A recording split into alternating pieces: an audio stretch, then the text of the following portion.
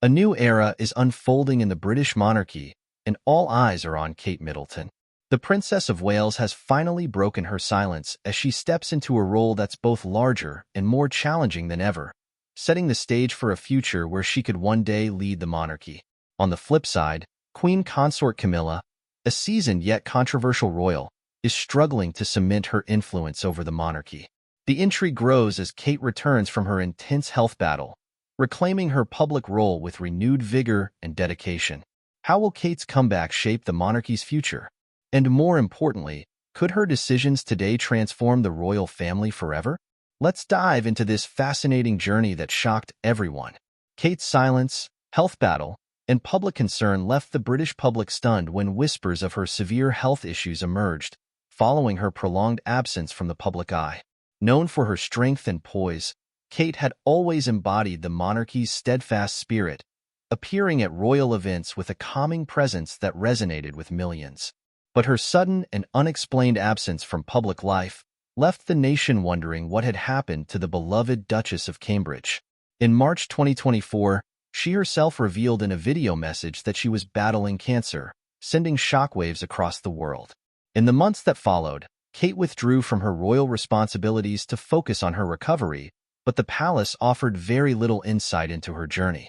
Supporters were left to wonder and worry, with speculation running high. Was Kate actually recovering? Would she be able to return to the monarchy? The public's concern grew as her absence left a noticeable gap in the royal fabric. Kate's compassion and commitment had won her widespread admiration, and her initiatives, from early childhood education to mental health awareness, had introduced a fresh, modern approach to royal duties. For months, messages of hope and encouragement poured in from around the world. Kate's role, it seemed, had transcended the titles of Duchess or Princess. She had become a symbol of modern royalty, blending tradition with accessibility. But as she began to show signs of recovery, the public felt a renewed sense of hope. She was finally on the path to reclaiming her place in the monarchy. Stepping back into a role that the world had missed and the monarchy needed, Kate Middleton's return marks a pivotal moment for both her and the royal family. However, while Kate faced her personal health battle, another conflict was intensifying within the palace walls, one with deep roots and even deeper tensions: the strained relationship between Kate and Camilla. Looking back, Kate's relationship with the current British Queen has never been smooth. In fact, behind palace doors, their dynamic has always been fraught with tension. Though bound by duty, the two women embody contrasting visions for the monarchy. Kate's approach to royal life is fresh, modern, and widely accessible. Her initiatives focusing on mental health, childhood development, and community outreach have made her a beloved figure, particularly among younger generations. Camilla, on the other hand, champions a more traditional path, one that mirrors the customs and protocols of the past. Royal insiders have suggested that Camilla has occasionally used her status for personal gain, prioritizing opportunities for her own family. This maneuvering has sparked unease among palace insiders and reportedly frustrated Kate and William, who have a strong focus on fairness and merit. Meanwhile, Camilla's more conservative style has left her struggling to connect with the public as effectively as Kate, whose popularity has soared. Kate's approachability, combined with her genuine engagement in charitable causes, has cultivated a loyal following, casting her in a more modern and progressive light. Despite Camilla's efforts to integrate herself into the royal family, she is still occasionally referred to in royal circles as the other woman, the person who ended Diana's marriage. Nonetheless, as Kate makes her return, Camilla is left grappling with the reality that the younger generation's vision may eclipse her own. With tensions on the rise, the monarchy's future seems poised for a turning point as two powerful women face off for their place in royal history. With Kate absent from the public eye, Camilla found herself unexpectedly stepping into a more prominent role. For years, Camilla had navigated her royal duties with caution, aware of her contentious path to becoming queen consort. Now, with the added weight of Kate's duties, she was thrust into the spotlight. This newfound responsibility highlighted the growing challenges for Camilla, as her position within the monarchy continued to evolve amid the changing dynamics of royal life. Visibility, however, proved challenging for Camilla. Her reserved demeanor and preference for traditional royal customs made her a stark contrast to Kate's vibrant and accessible approach. Taking on additional public appearances and royal engagements, she was met with mixed reactions. Some praised her commitment, but others noted her struggle to connect with the public in the way Kate had. Camilla's approach, while sincere, lacked the warmth and relatability that had made Kate so beloved. Adding to the pressure, Camilla reportedly felt she was being compared to Kate at every turn. Whispers among royal aides and observers hinted at her discomfort, suggesting she felt overshadowed by the lingering Kate effect. The younger generation, especially, seemed to favor Kate's hands-on approach, creating an unspoken rivalry that highlighted the deepening divide in royal styles. With each engagement, Camilla faced the daunting task of meeting the expectations that Kate had set so effortlessly. As she continued to take on more roles, the pressure mounted, a pressure that was only about to intensify. Kate's quiet return, a symbol of strength and resilience, began to take shape months after her cancer diagnosis. She gradually started making subtle yet impactful reappearances in public life, beginning with a few select public appearances aligned with her long-held causes. Her first major engagement was in June 2024 at the annual Trooping the Color event, where she joined her family to celebrate King Charles's birthday. This was her first public outing since starting chemotherapy, which she noted was both challenging and ongoing, with good days and bad days as she progressed through treatment. Later, in October, she made another public appearance in Southport, England, with Prince William. They visited a community center to meet emergency responders and mental health professionals who had supported the community after a tragic local incident. Then, in November, Kate attended Remembrance Day events, marking her commitment to royal responsibilities while continuing to focus on her recovery. Her health journey remained private, yet her reappearances alone were enough to reassure the public. The press captured images of her visibly determined and focused, embodying resilience. Although she did not directly address her health challenges, her quiet strength spoke volumes. Despite her health struggles, insiders hinted at Kate's unwavering commitment to her royal role, even during her most challenging moments. This quiet and gradual return became symbolic, reflecting the strength that had come to define Kate's character. Her mere presence sparked excitement among the public, who were eager to see her continue the causes she had championed for years. But as she resumed her duties, a new dynamic began to unfold within the palace. Kate's resilience was inspiring, but it also subtly signaled her readiness for an even greater role. This shift would set the stage for changes that no one could have anticipated. While Kate's influence grew increasingly apparent, her return to public life was marked by subtlety rather than grand declarations. At royal meetings, she finally broke her silence, announcing her return and assuring the close royals about her commitment to resuming full royal duties. Insiders described her approach as steady and resilient, with her actions conveying her determination more powerfully than any public statement could. Those in palace circles began to note Kate's increasing presence at key royal events, a clear indication of her readiness to take on a central role. Her schedule gradually filled with both high-profile engagements and quieter behind-the-scenes responsibilities. Observers speculated that this wasn't merely a return, but a re-entry into the monarchy with a focus and purpose that seemed poised for the long term. Kate's private announcement of her commitment reportedly brought both relief and inspiration within the palace. The royal staff and her family saw in her a steadying presence, someone who could guide the monarchy through the complexities of modern society.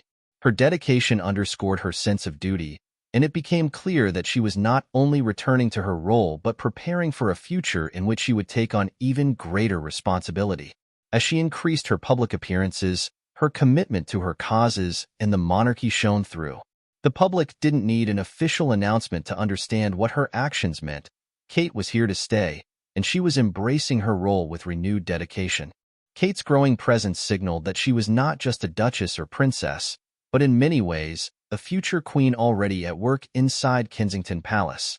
Kate and William's vision for the monarchy's future wasn't just about public glamour and prominence. Behind the regal walls of Kensington Palace, they began formulating a vision rooted in accessibility, modernity, and relevance.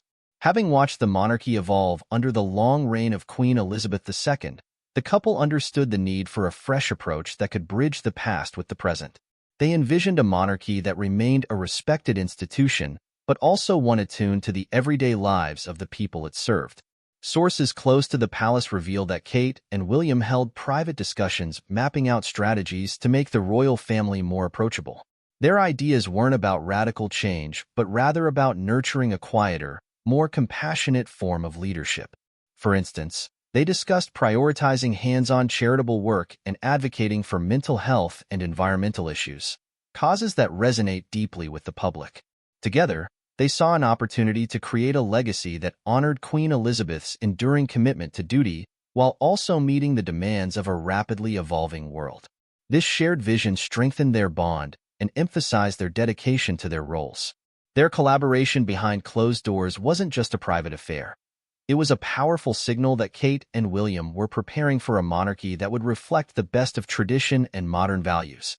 As their ideas took shape, it became clear that Kate's influence was on the rise, a reality that wouldn't go unnoticed. As Kate resumed her royal duties with renewed energy, Camilla grew increasingly aware of the shadow cast by the Duchess's influence. Kate's public reappearance had re-energized the monarchy's image, drawing warm reactions and enthusiastic support. But for Camilla, this revival brought an unsettling sense of competition. Having worked tirelessly to establish her own role within the family, Camilla now faced the challenge of being subtly overshadowed by Kate's natural presence and influence. Camilla's path to becoming queen consort had been one of resilience and patience, as she fought hard to earn public acceptance.